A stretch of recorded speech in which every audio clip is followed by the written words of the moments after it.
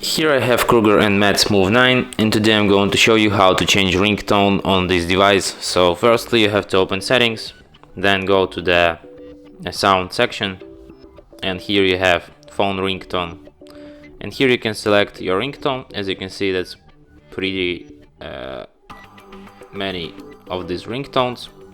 Let's listen to some of them. I guess it's just standard, yeah.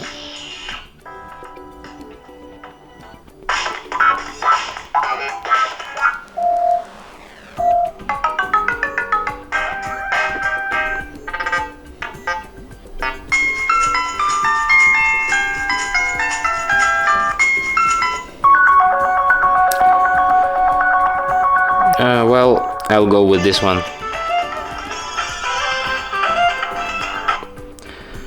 And just tap OK, and the ringtone will be set.